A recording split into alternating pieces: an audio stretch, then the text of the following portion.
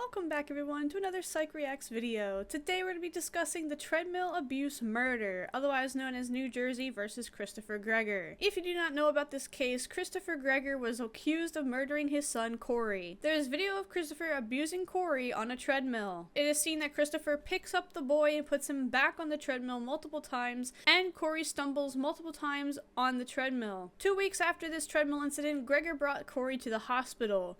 Corey was allegedly stumbling, slurring his words, experiencing nausea and shortness of breath after waking up from a nap. Corey was then rushed in to get a CT scan where he started experiencing seizures. Measures were taken to save Corey's life, however they could not do so. In the aftermath, the one performing Corey's autopsy found blunt force trauma injuries with cardiac and liver contusions. They also found acute inflammation and sepsis. The expert performing the autopsy ruled the manner of death undetermined. Further experts were brought in to determine Corey's manner of death, and a forensic pathologist believed Corey suffered from an acute traumatic injury to the heart 4 to 12 hours before his death. So we're going to be looking into the recap of this trial, and without further ado, let's go ahead and jump on into this. This first clip is showing the defense attorney's opening statement. Let's go ahead and take a look. You're going to see Christopher go over to that treadmill and speed it up. And you're going to see Corey fall. And you're going to see him pick that boy up 6 times. And 6 times put him back on the treadmill. And I'm going to tell you right now, you're not going to like him. And I don't care if you like him. When you see that video, you're going to be horrified. You're going to be mortified.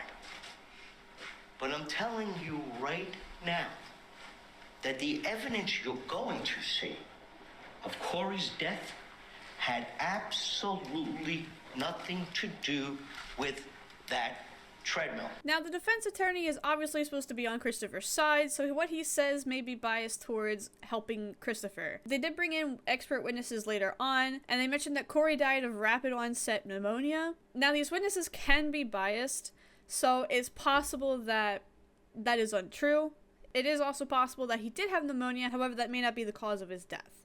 The person who actually performed the autopsy on Corey did not make a statement. He ruled the death undetermined and he did not show up as a witness.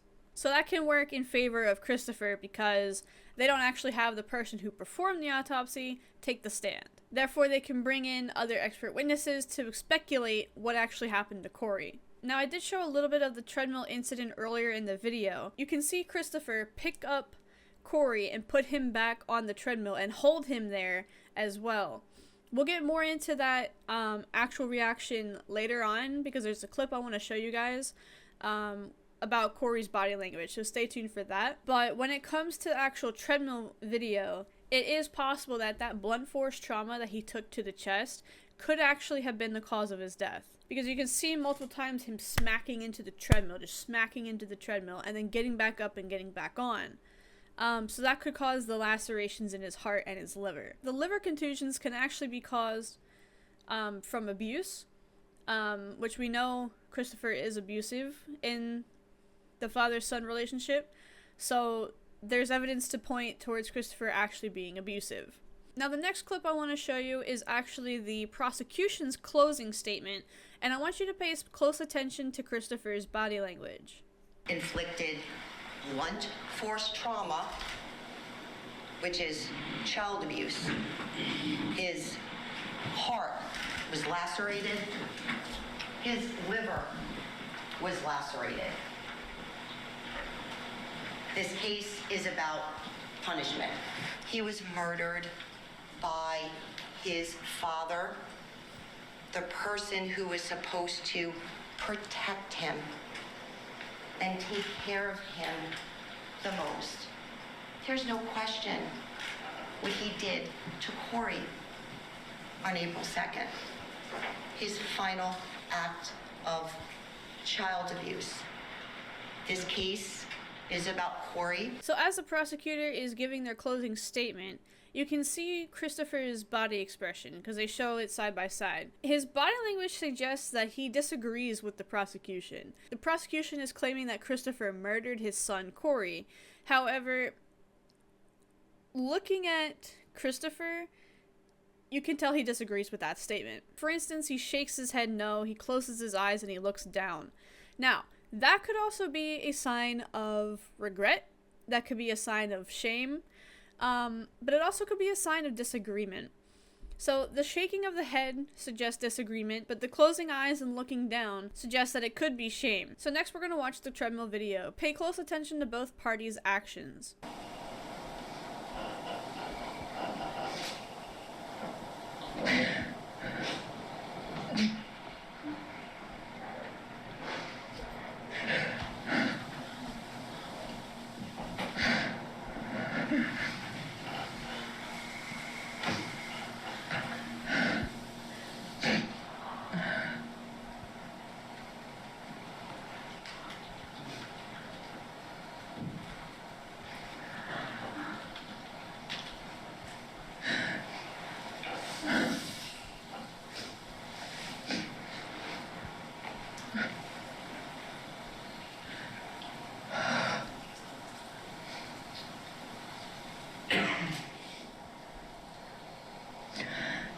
So in that clip, you can see Christopher making the same movements as before when the prosecution was giving their closing statement. Remember when I said that the shaking of the head and the looking down and away could be signs of shame? He makes the same movements in this clip. If you rewind it and pay attention to Christopher in the courtroom, you can actually see his body language, which speaks volumes. He looks away when Corey falls, and he also looks down. He's putting his head down in shame, and he's looking away in shame. He can't even stand to watch himself do this. It's almost like he can't believe that this was him. And I feel like with abuse, sometimes if somebody was to rewatch themselves abusing somebody, it can be hard to watch, especially in this case, because his son lost his life. So looking back on these moments, the abuse could actually be taking a bigger toll on him now due to the fact that his son is gone. And he can't believe that he actually treated his son that way. So there could be feelings of remorse as well. So he may not be a complete psychopath, but it's possible that he's actually shameful of what he has done, and he actually does feel remorse for it. In my opinion, I believe that the chronic abuse could have led to the cause of death for Corey. The lacerations in his heart and his liver suggest very strong abuse, so it's very possible that his body, his 6-year-old body, just could not handle it anymore, and eventually it caused some brain damage because he did like smack onto the treadmill a couple times and could have hit his head there, and I think it looks like he does. So that could have caused some brain damage, internal bleeding, and that could have been the cause of his death. Let me know what you think down in the comments below though. If you did watch and enjoy my commentary on this video, be sure to drop a like down below. If you are new around here, make sure you hit that subscribe button so you don't miss out on future videos. But that's gonna do it for this one, and I'll catch you in the next one. Peace.